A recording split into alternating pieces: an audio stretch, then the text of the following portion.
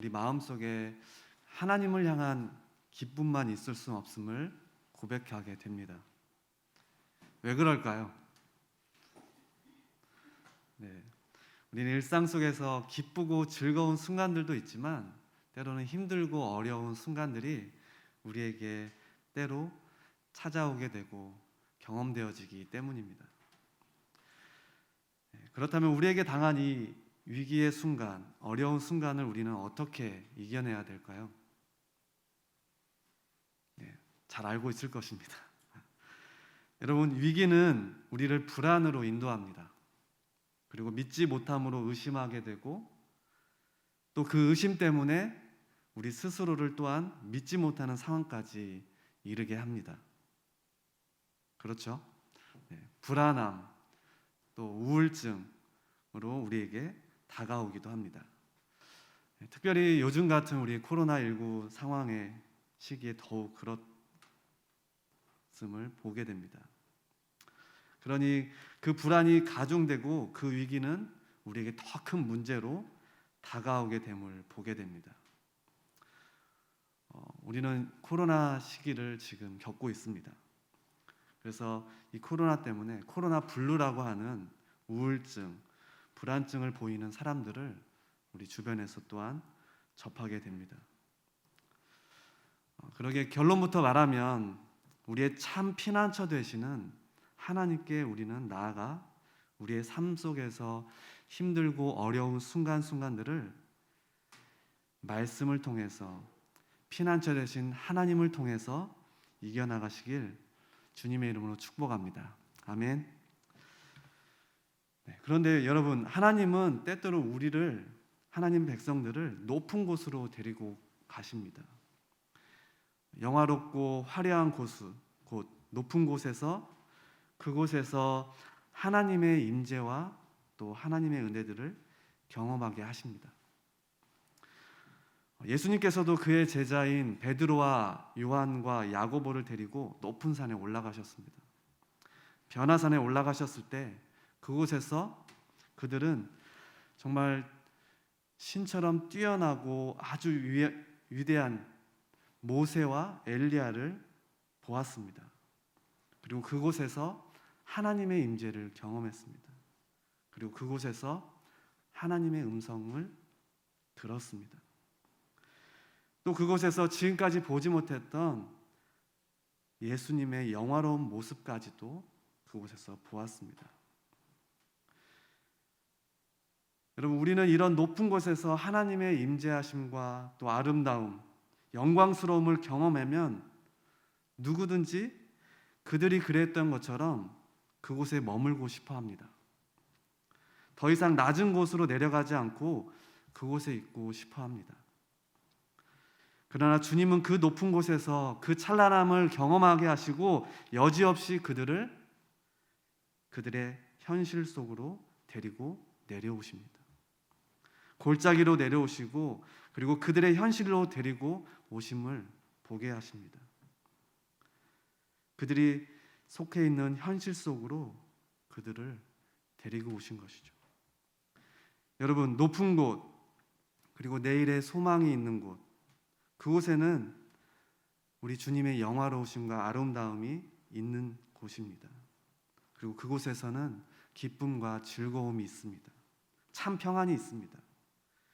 여러분, 그런데 오늘 말씀을 읽은 이 시편 46편은 그렇게 높은 곳이 아닌 우리의 현실을 보게 됩니다. 우리 1절 말씀을 한번 보겠습니다. 제가 읽어드리겠습니다.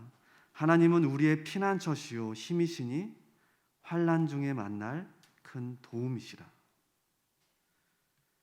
여러분, 이곳이 어떤 곳이라고 말씀하고 있습니까? 1절을 자세히 보면 여러 단어들 중에서 우리의 현실과 비슷한 한 단어를 우리는 보게 됩니다. 우리가 별로 좋아하지 않는 단어죠. 뭔가요? 환난입니다. 환난. 우리는 높은 곳, 하나님과 함께하는 곳에 머물러 있기를 원합니다. 그러나 우리는 낮은 곳, 우리의 현실을 보게 되면 여지없이 그곳은 환난이 있는 곳이라는 것이죠. 그리고 오늘 본문 말씀을 쭉 지나서 보면 5절 말씀을 보면 이렇게 말씀하고 있습니다. 하나님이 그 성 중에 계심에 성이 흔들리지 아니할 것이라 새벽에 하나님이 도우시리라. 여기 보니까 새벽이라는 단어가 있습니다. 여러분, 새벽이 어떤 상태입니까? 어둠이 있다는 상태입니다. 결국 어둠이 있는 우리의 현실이라는 것입니다. 그러니 현재 우리의 삶의 상황들을 볼 때 그곳은 환란이 있고 또 우리를 어둡게 하는 새벽이 있다라는 것을 보게 됩니다. 네, 여러분, 우리는 어떤 자입니까? 우리는 어떤 사람입니까? 우리는 하나님의 자녀 아닙니까? 하나님은 이제 예수님을 신랑으로 맞을 아름다운 신부로 우리를 삼아주셨습니다. 그러나 우리의 현실은 지금 어떻습니까? 환란이 있고 어둠이 있는 새벽과 같다라는 것이죠. 그러게 우리는 오늘 본문의 시편 46편 7절 말씀을 우리는 아멘으로밖에 받을 수밖에 없음을 보게 됩니다. 그런데 여기 7절 말씀에 눈여겨보아야 할 것이 있습니다. 7절 말씀입니다. 만군의 여호와께서 우리와 함께 하시니 야곱의 하나님은 우리의 피난처시로다. 셀라. 여러분, 여기에 야곱이라는 한 인물을 우리는 눈여겨보아야 할 것입니다. 야곱. 여러분, 성경의 인물들 중에 우리와 누구를 비교하면 좋을까요? 많은 이름들이 있죠. 아브라함도 있고 다윗도 있고 다니엘도 있고. 보통 야곱이라는 이름을 좋아하고 그 이름을 쓰는 사람은 별로 없는 것을 보게 됩니다. 네, 우리는 한국 사람이니까 더 없겠죠. 아마 외국 사람들 중에 가끔 그런 이름을 쓰는 사람들이 있음을 봤는데요. 그러나 우리는 하나님의 자녀이고 축복의 제사장들이고 예수님의 거룩한 신부이고, 여러분, 그렇다 할지 모르지만 그러나 우리의 현실을 보게 되면 저와 여러분은 야곱과 같은 자임을 보게 되는 것입니다. 우리는 이 현실 속에서, 우리의 현실 속에서 야곱과 같은 존재라는 것을 인정할 수밖에 없습니다. 우리가 마주하는 이 현실 속은 어둠과 환란이 있고, 그래서 이 환란과 어둠이 있는 현실 속에서 저와 여러분 야곱이라는 것입니다. 여러분, 왜 야곱일까요? 야곱을 왜 오늘 말씀 속에 우리에게 말씀하고 있을까요? 여러분, 야곱이 어떤 존재인지 아시죠? 잘 아실 것입니다. 야곱은 한마디로 자아를 추구하는 존재라고 볼 수 있습니다. 야곱은 죄가 좋아가지고 간음하거나 살인하거나 도둑질하고 이런 것들을 좋아하는 자가 아니라 야곱은 자기 자신을 추구하는 자였습니다. 그래서 하나님이 이미 주신 것을 알지 못한 채 장자권이라는 것을, 하나님만이 줄 수 있는 이 권한과 장자의 축복이라는 것을 자기 힘으로 얻어보겠다고 거짓말을 하고 사기를 쳤던 그 이유는 자신을 추구하고 자신을 완성하고 자신이 올라가기 위해서 자아를 추구했기 때문입니다. 그러니 야곱은 어쩌면 우리와도 많이 닮아 있음을 보게 됩니다. 그렇죠? 네. 저만 그런가요? 네. 여러분, 하나님이 옆에 계신다 말해도 우리는 하나님과 분리된 채 우리 자신의 힘으로 우리 자신의 꿈을 어떻게 하든지 이루려고 하는 자아 추구의 한 모습이 있지 않습니까? 여러분, 이것이 바로 야곱의 현상이고 또 야곱의 진면목입니다. 여러분, 야곱은 어떤 존재였습니까? 그리고 하나님이 은혜를 주셔서 그의 신분을, 그의 이름을 하나님 바꿔주신 자가 야곱입니다. 야곱의 이름은 원래 뜻이 뭐였죠? 발 뒤꿈치를 잡은 자, 속이는 자라는 뜻을 가지고 있습니다. 그렇게 남을 속이고 남의 뒤꿈치를 잡으면서 살았던 존재를 하나님께서 찾아오셔서 그를 야곱이라 하지 않고 이제 이스라엘이라고 말씀해 주시고, 하나님을 이긴 자라고, 하나님이 그냥 내버려 둘 수 없는 하나님을 이긴 자라고 그의 존재를 하나님께서 바꿔주셨다는 것입니다. 여러분, 성경에서 하나님께서 이름을 바꿔주는 자들이 있는데요. 그들을 보면 아브라함이 아브라함으로 바꿔주시고 그 순간부터 하나님께서 아브라함이라고 말씀하시고 아브라함은 그렇게 아브라함으로 살아갑니다. 사례도 사라로 바꿔주시고 사라도 동일하게 그 순간부터 사라로 살아갑니다. 그러나 야곱은 이스라엘로 바꿔주었지만 그 다음에 보면 여전히 야곱이라고 부를 수밖에 없는 그의 이름에 본질적인 변화는 있었으나 그의 이름의 존재에 맞는 삶을 살지 못함을 우리는 보게 됩니다. 그래서 어쩌면 우리와 너무나도 닮은 자, 하나님의 자녀가 되었고 그리스도의 신부가 되었고 성령의 전이 된 우리도 그렇게 우리의 존재가 바뀌었음에도 불구하고 그런 상태로 살아가지 못하는 우리의 모습, 그것이 야곱이고 야곱이 또한 우리라는 것이죠. 여러분, 아름다운 하나님의 자녀로 왕같은 제사장으로 우리를 삼아주시고 그렇게 살기를 하나님은 바라셨는데 우리의 현실을 볼 때 우리는 환난과 또 어둠 가운데 있는 우리가 야곱임을 우리는 보게 됩니다. 여러분, 오늘 본문 46편의 전체를 통하여서 이런 현실 속에 이런 야곱과 같은 우리에게 하나님은 어떤 분이신지 그 은혜의 하나님을 우리에게 명확하게 보여주고 계십니다. 그래서 저 높은 곳 하나님이 밝게 빛나고 계신 저 하나님께서 오늘 이곳 가운데 우리 가운데 여전히 빛나고 계시는 하나님임을 말씀하시면서 당신이 어떤 분이시는지 우리에게 알기를 원하고 계신다라는 것이죠. 자, 그렇다면 이러한 어둠과 현실 속에 사는 야곱과 같은 우리에게 피난처 되신 하나님은 어떤 분이실까요? 첫 번째로 그분은 찾아오시는 분이십니다.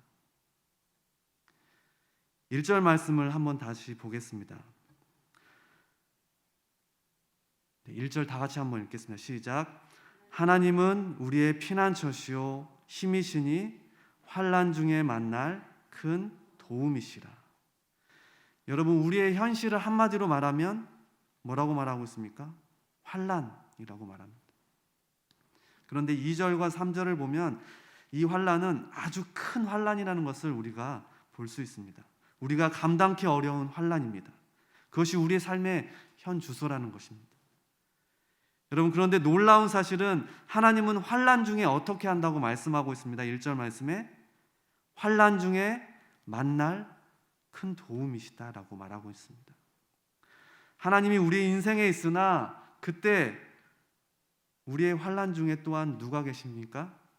하나님이 계시다고 말씀하시면서 환난 중에 만날 도움이다, 큰 도움이다라고 우리에게 말씀하고 있습니다.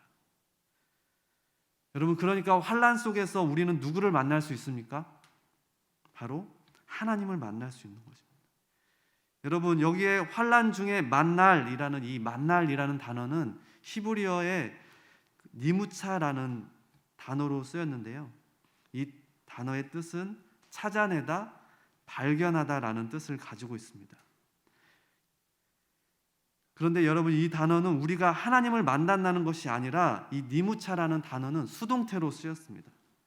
그러니까 환난을 우리는 만났고 또 우리가 환난을 자초했지만 그 환난 속으로 하나님께서 오셔서 그래서 우리가 하나님을 만나게 된다는 것을 뜻합니다.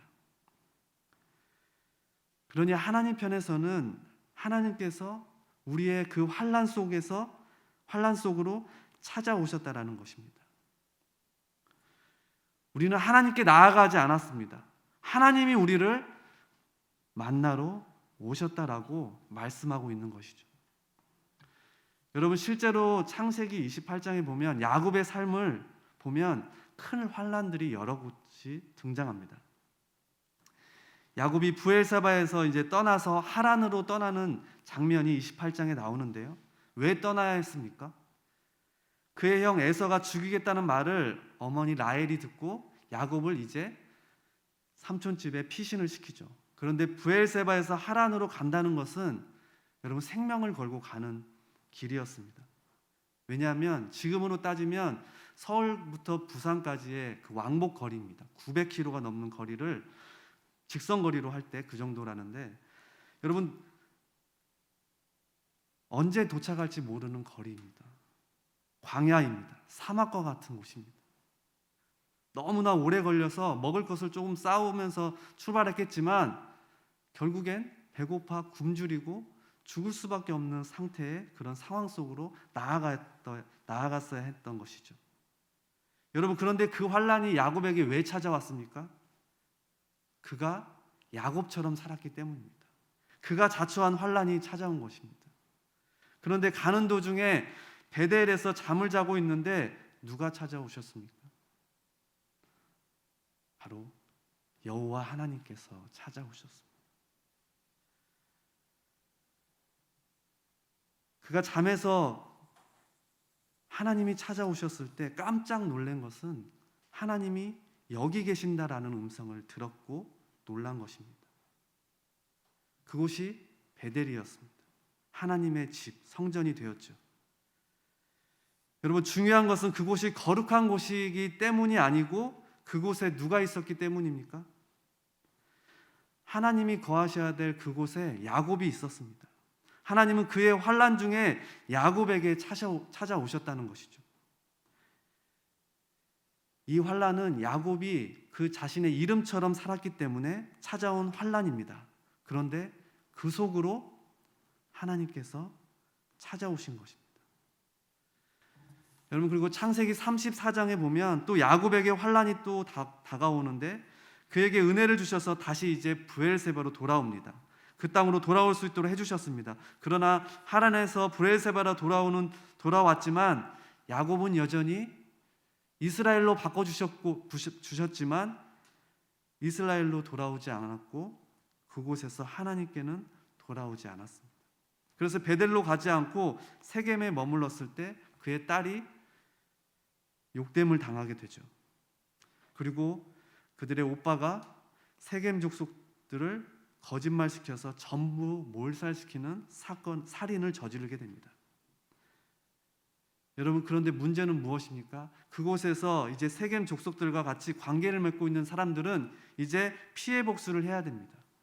바로 야곱과 야곱의 가족들을 죽여야 되는 그 멸절의 위기의 상황에 놓인 겁니다. 여러분, 이 환란이 왜 닥쳤을까요? 이스라엘로 이름을 바꿔주신 이 야곱이 이스라엘처럼 살지 못했기 때문입니다. 첫 번째 환란은 야곱이 야곱으로 살았기 때문입니다.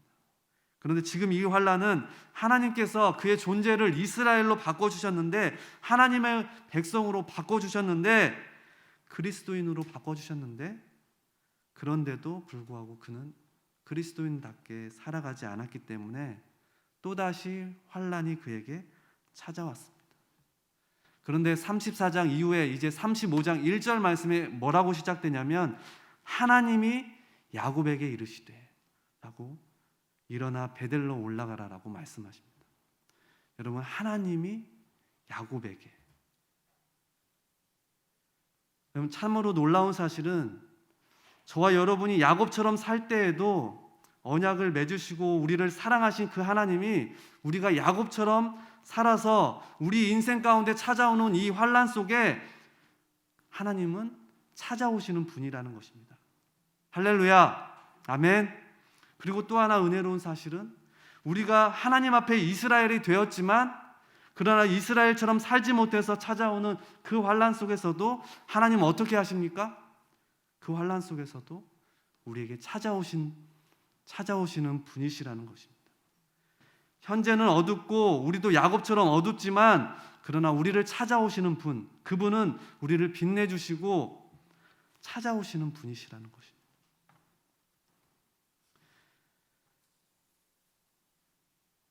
오늘 이러한 현실 속에서 야곱 같은 우리에게 또한 피난처 되신 하나님은 어떤 분이라고 소개하고 있습니까?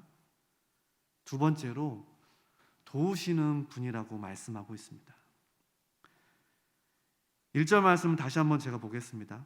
하나님은 우리의 피난처시요 힘이시니 환난 중에 만날 큰 도움이시다. 여러분, 그렇습니다. 우리 하나님은 우리에게 찾아오시기만 하는 분이 아니라 우리를 도우시는 분이라고 오늘 말씀하고 있습니다. 여러분, 많은 성경 역사학자들은 이 시편 46편의 그 배경을 당시 그 상황이 2절과 3절에도 나와 있는 것처럼 땅이 변하고 산이 흔들려 바다 가운데 빠지든지 바닷물이 솟아나고 뛰놀든지 그것이 넘침으로 산이 흔들린다라고 말한 이 환란이 있는 이 상황을 말씀하면서 지금 보통 상황이 아닌 것을 우리에게 말씀하고 있습니다. 그래서 이 환란은 개인의 환란이 아니라 이스라엘 민족적인 환란을 얘기하고 있습니다. 이런 큰 환란, 대환란은 언제 있었을까요? 성경학자들은 결국 히스기야 시대에 아수르가 이제 남유다를 침공할 때 이 아수르의 사내립이 18만 5천 명을 이끌고 내려와서 유다 전체 성을 다 먹어버립니다. 그리고 이제 남은 것이라고는 한 개의 성읍, 바로 예루살렘만 남았습니다. 그러니까 나라가 이제 망하기 직전이라는 것이죠. 그들의 용맹스러운 군대가 내려올 때 마치 산이 흔들리고 땅이 흔들렸고 바다가 뒤집힐 것 같은 그런 환란이 찾아왔다는 것입니다.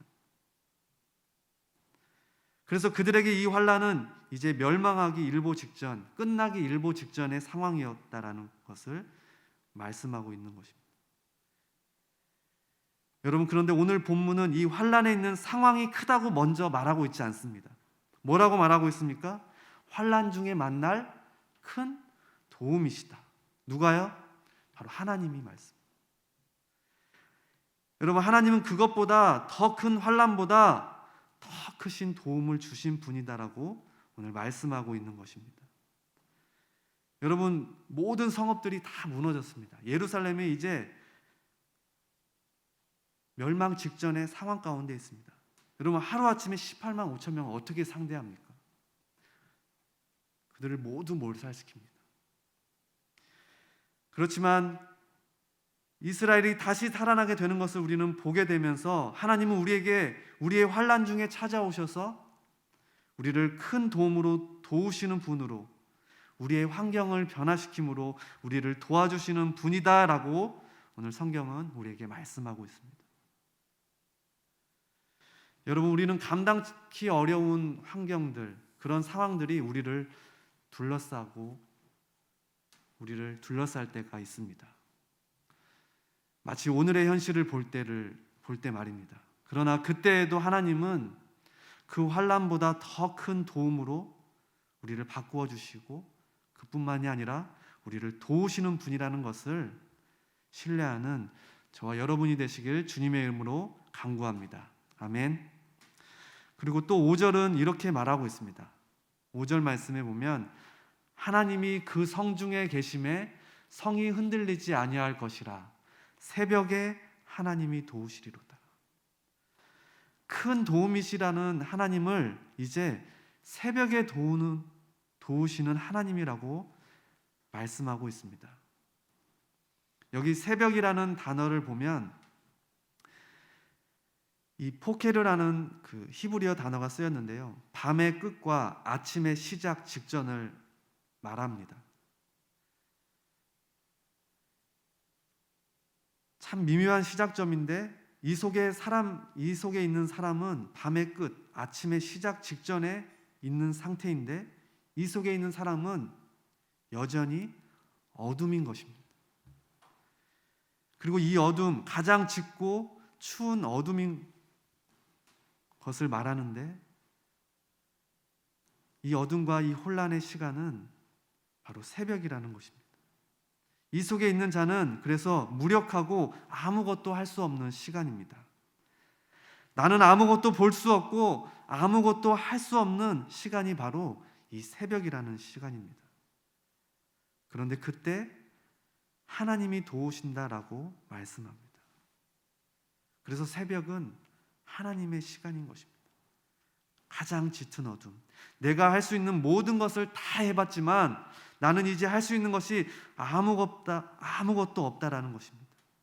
내 마음의 평안이나 기쁨은 없는 것이죠. 이걸 넘어갈 수 있는 능력도 없는 상태입니다. 그저 어둠만이 나를 둘러싸고 있는 그런 그때에도 우리 하나님이 찾아와 도우신다라고 오늘 말씀하고 있습니다. 아멘. 그리고 이제 그 하나님께서 그 어둡고 추운 환란의 그 현실 속에 그 야곱 같은 우리에게 하나님은 이렇게 찾아와 말씀하여 주십니다. 찾아오셔서 우리를 도우실 뿐만 아니라 우리에게 이렇게 말씀하고 있는데요. 우리 10절 말씀을 우리 다 같이 한 번 더 읽겠습니다. 10절 말씀 시작. 이르시기를 너희는 가만히 있어 내가 하나님 됨을 알지어다. 내가 문 나라 중에서 내가 높임을 받으리라. 내가 세계 중에서 높임을 받으리라 하시도다. 아멘. 여러분, 하나님은 우리가 하나님이 어떤 분이신지를 알라고 말씀하시면서 너희는 가만히 있어 내가 하나님 됨을 알려줄게 라고 말씀하시는 분입니다. 그러게 오늘 우리의 이 환란이 있는 이 현실 속에서도 야곱과 같은 우리에게도 찾아오셔서 우리를 그 환란과 어둠 속에서 도와주시고, 그리고 이렇게 말씀하십니다. 너희는 가만히 있어. 너희가 아니라 일하는 나를 알기를 원한다. 그렇게 말씀하시는 그 하나님 아버지를 날마다 누리는 저와 여러분이 되길 주님의 이름으로 축원드립니다. 아멘. 하나님은 우리의 피난처 되십니다. 기도하겠습니다. 하나님은 우리의 피난처가 되시며 찬양하시면서 봉헌하도록 하겠습니다.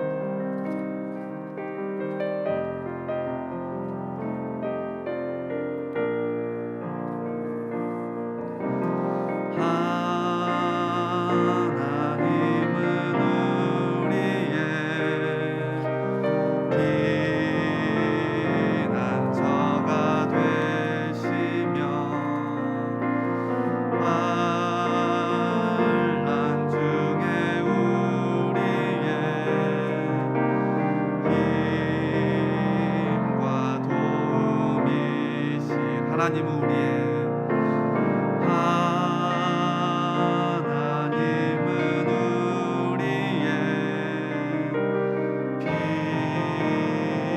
피난처가 되시며 환난 중에 우리의 힘과 도움이시라.